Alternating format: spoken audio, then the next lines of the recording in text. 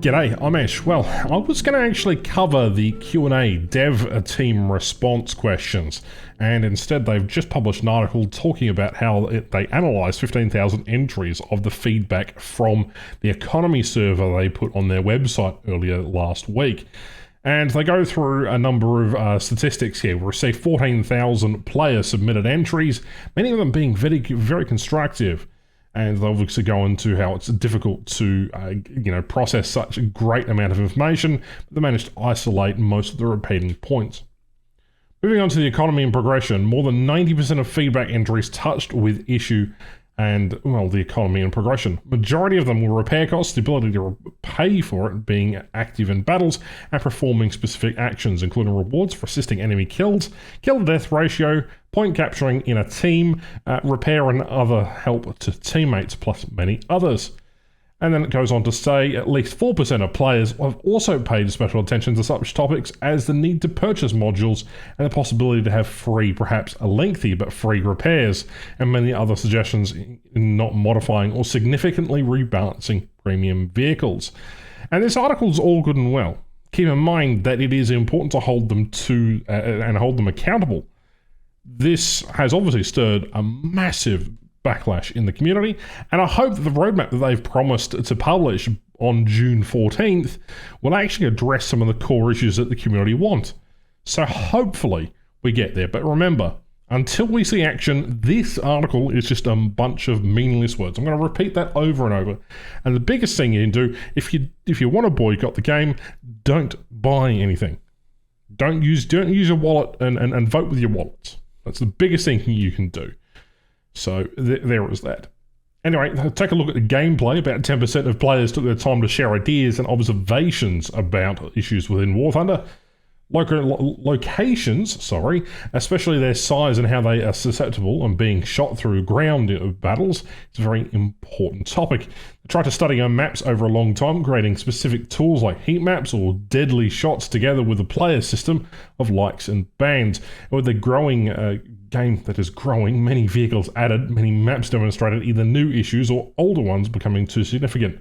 That's because you design, specifically talking to you, Gaijin, you design very pretty looking maps. You design very objectively good looking maps. They make sense from an artistic perspective, but if you've spent any time playing them, you know that certain vehicles overperform in certain areas than others, and you punish certain types of vehicles over others with gearbox reductions or slip mechanics, hence why we say slippery hills. Some tanks that are able to climb massive embankments just can't and don't have the engine power to actually do that. And it's all to do with the way your maps are designed. If you didn't design them to have broken positions and punish players overall for getting to those broken positions and vehicles that probably shouldn't be able to get up there, then maybe this wouldn't be a problem. So hopefully they're looking at ways to make sure locations are better. Many of you spoke about the inconvenience of night battles, although we already tried to make some improvements there, like lowering their appearance and probability, and addition of illuminating shells. It turned out not to be enough. We'll also look into new solutions here. I know they said something about that on the dev team response and the question and answer. We'll look at that soon enough. But for now, I'll say one thing. I don't like night maps. Night maps in air didn't make sense at all because, well, the night fighters still aren't really that useful anyway. Plus, night battles. I remember, you guys remember like a few years ago, Norway, the map of Norway, in air realistic battles, you'd fly in and be pitch black and it'd be full of clouds. So some bombers would end up flying into the sea. Sometimes I remember trying to find the destroyers that were floating around in the ocean and hitting a mountain. No idea where.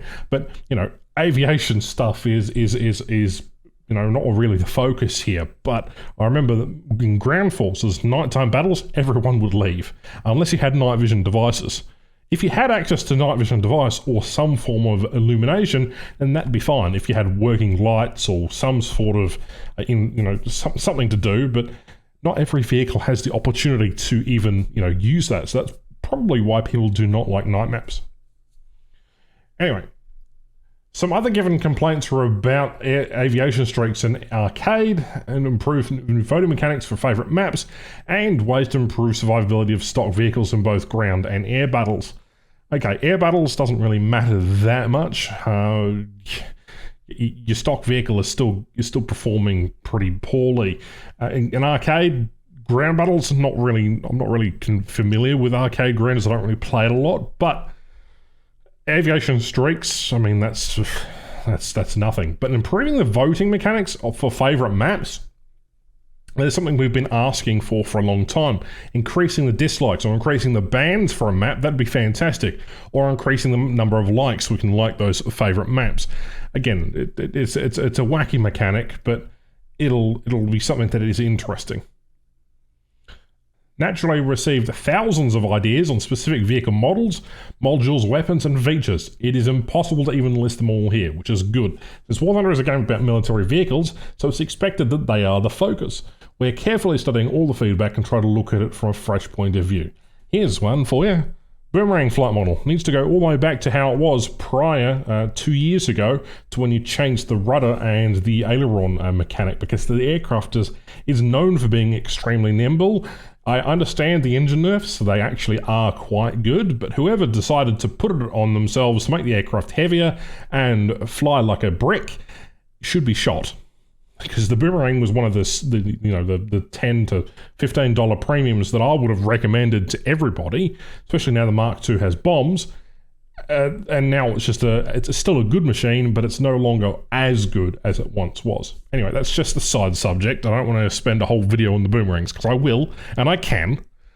But anyway, as mentioned, we're still in the process of analysing all the survey entries, picking up more points from these worth examining and doing extra work on them. Okay, so they're evaluating every feedback.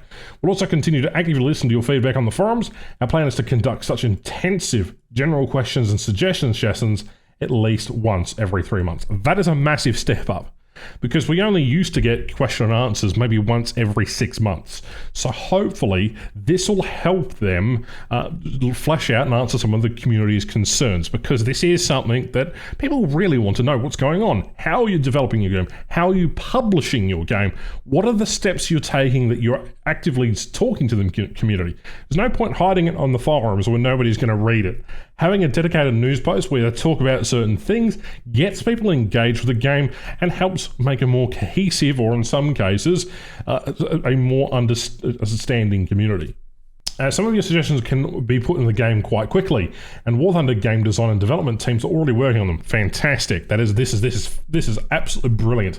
Some require a more complex approach, as all game design is. I'm not going to suggest that it isn't easy, but this is the perfect thing. And we'll plan for them in our roadmap. Hopefully the roadmap also goes into development on what vehicles and obviously what updates are going to happen next and how they're going to fix the economy. That'd be fantastic. So since we are planning to raise the large economy and progression changes on the roadmap, we hope to meet many of your wishes in the above mentioned issues there. Fantastic. And then they say with a detailed question and answer for video content creators, you might find answers interesting and relevant to some of your points. Okay, we'll go over that because that is this particular thing. This was published on the 27th. Again, I'm a few days behind, but that's okay. We'll cover this in a later section. In conclusion, once again, thank you for taking the time and effort to share your thoughts. We've tried to pay attention to your feedback and blah, blah, blah, blah, blah, blah, blah, blah, blah, blah. We will work diligently to look at issues from various viewpoints and try to improve as much as possible. That is key here. Because if you don't diligently look at these issues, we're going to have a recurring theme appearing here, and people are going to try and boycott and try to review bomb as much as possible every time there is a change that happens that people don't like. So I appreciate your words, Gaijin Entertainment. I really, really hope that a lot of you realize that this is an important step. Do not keep, what's the word here? Don't keep not submitting feedback, because they're actively listening right now. This is your chance to change the game. Hopefully, these words also mean action, and that is the best thing that can possibly come out of this, considering that, well, these are only fancy words. And hopefully, we get a better game out of these words, and it's a really positive step. I like clear-cut communication. I like the way that Gaijin is delivering and expanding upon some of their greater points here and why they're doing what they're doing. This is a kind of a communication that a AAA game has, well, in some cases, and this is also the kind of a communication that the community has expected of you. So keep it up. And with that, we'll have to wait and see how disappointing the roadmap is. Anyway, you can join me next time on the Q&A response video. We're doing that next up. If you have any questions, let me know. And what do you think about this particular post? I'll leave it linked in the description down below. Otherwise, do you think that Gaijin is going on the right track? Or do you think this is all going haywire and is just a bit of an excuse? Thank you very much for watching. My name is Ash, and I'll catch you next one. Bye-bye.